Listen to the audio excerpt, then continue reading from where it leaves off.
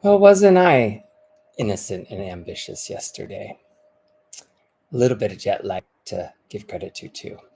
I am standing here in the portal between my healing space and my yoga space.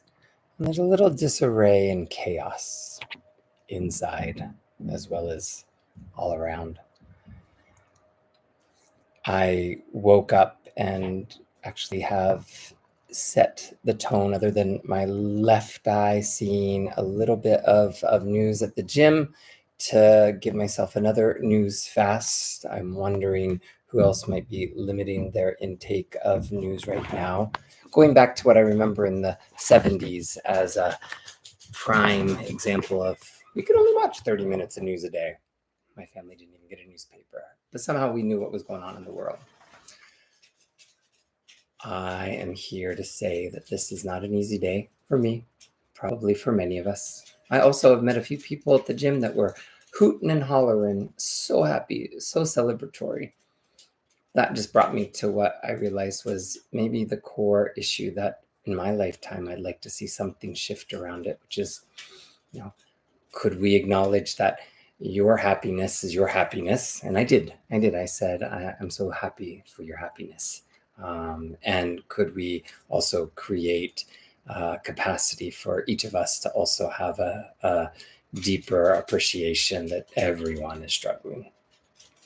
Yeah, I think even those that are holding power are suffering in ways that are hard to comprehend. Today, I am offering a brief check-in about self-care around shadow work. And I know that phrase has a lot of different nuances to it. I think when I woke up and said, I'm not going to check the news, I want to hear what's inside of me because I want to know how I'm going to respond or even react to when the outside world greets me. So I've had a few interactions out in the world, and they've been relatively easy to navigate. And I'm also creating a lot of space for grief.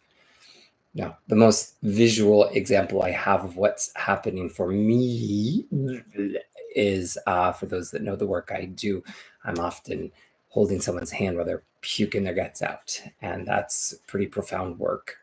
Today, just disclaimer, I have cleaned my rugs about every 3 months since I got this little rug cleaner here.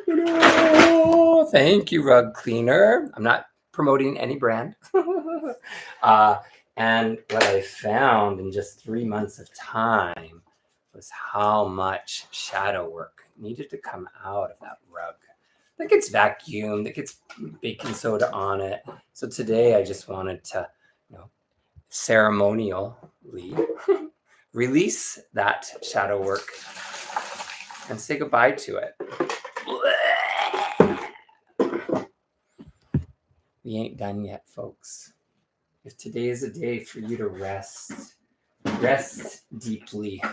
Some people don't like the phrase of clean rest, but make sure it's turn off the TV, turn this off. Ugh.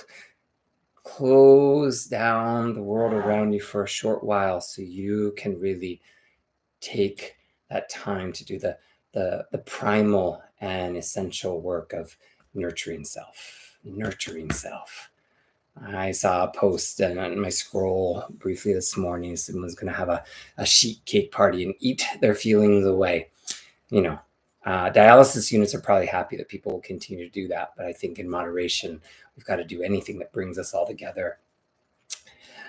I am here. I'm going to continue to teach my Monday 8:30 a.m. Pacific time and Friday noon Pacific time yoga classes. I will be holding a winter solstice gathering for a small select people that want to come and gather for half a day.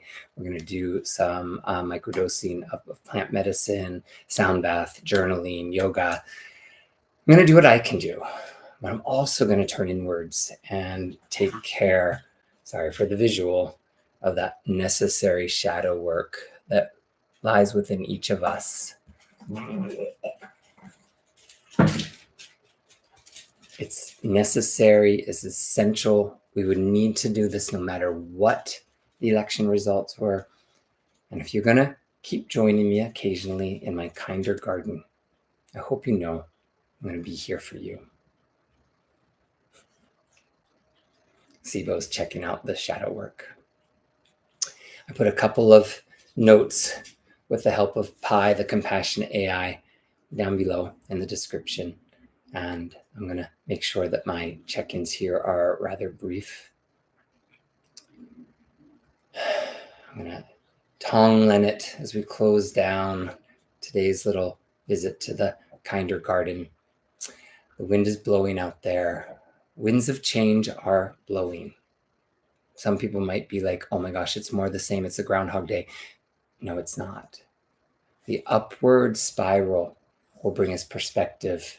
So even if you feel like you're a downward spiral right now, that just means more rest. Step forward when you're ready. Step back when you need to.